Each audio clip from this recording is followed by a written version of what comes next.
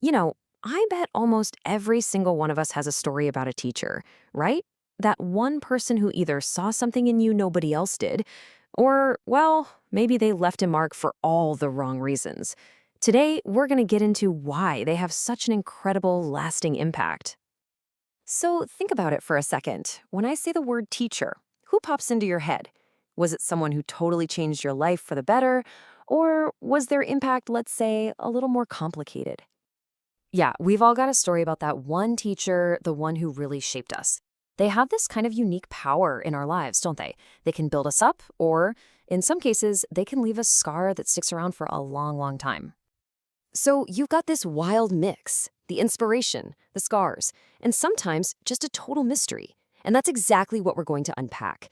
But to really get to the why behind it all, we've got to look at a story where things go very, very wrong.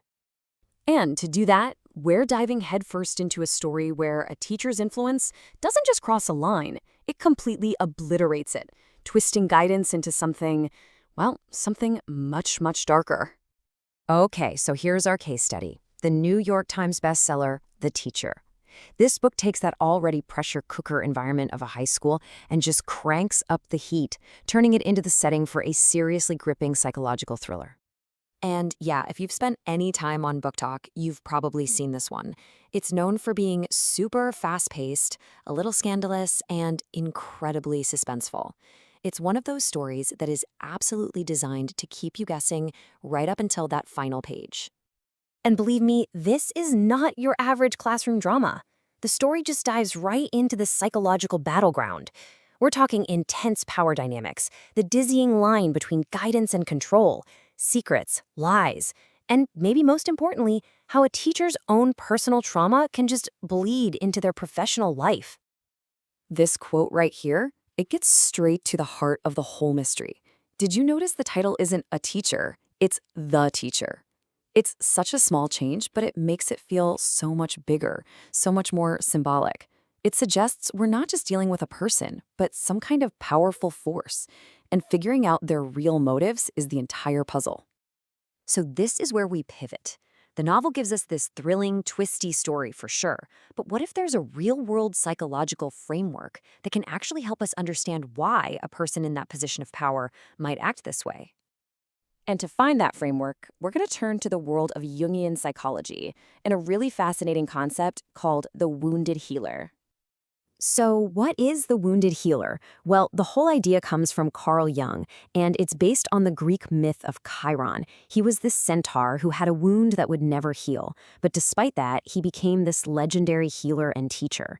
The theory is basically that our own wounds, our own struggles, can give us this incredible capacity for empathy and for helping others heal. And here's the thing, this isn't just some abstract theory for therapists. A researcher named Dr. Debarshi Roy has actually applied this exact archetype to the world of education. He argues that a teacher's personal struggles are totally fundamental to how they connect or, fail to connect with their students. Okay, so how does this actually play out in the real world? Well, Dr. Roy breaks it down into a model based on two key things, a teacher's level of empathy and their actual knowledge of their subject. When you mix those two, you get four totally distinct archetypes. And this table lays it all out pretty clearly. Right at the top, you've got the ideal, right? The transcendent healer. High empathy, high knowledge. That's that teacher who changes your life. Then you have the empathic seeker. Tons of empathy, but maybe not a total master of the subject. They're amazing emotional guides. Then flip that, and you get the detached expert. They know their stuff inside and out, but they just can't seem to connect. And then you get to the wounded shadow. Low empathy, maybe moderate knowledge, but they're carrying these unprocessed wounds that lead to frustration and ultimately a really negative impact on students. All right, let's take this powerful framework now and apply it back to our thriller. What does it actually tell us about the characters and what's driving them? This is the big question, right? The one that really unlocks the psychology of the book. When we watch these characters manipulate people, hide secrets, and act out of their own trauma, where on this chart do they land? And wow, it just clicks, doesn't it? The connection is crystal clear.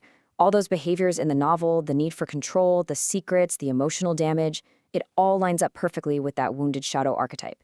This is exactly what happens when a teacher's personal pain doesn't get turned into empathy. Instead, it just fuels these really harmful actions. The wound isn't healing anyone. It's actively hurting them, and it's hurting their students. Okay, so let's zoom out from the book for a second and bring this back home. Because the real power of a model like this is that it can help us understand the people who've had a huge influence in our own lives. And what's so powerful about this is that it goes way beyond the classroom. I mean, think about it. Think about your mentors, your bosses, even family members who have sort of acted as a teacher in your life. This framework gives us a whole new language to understand not just the impact they had on us, but maybe even their own hidden struggles. So I'll just leave you with this. Who was that person for you? Who was the teacher in your life? Were they a transcendent healer, or maybe a bit of a wounded shadow? And what was the real lesson they left you with, whether they meant to or not? And how does it still echo for you today?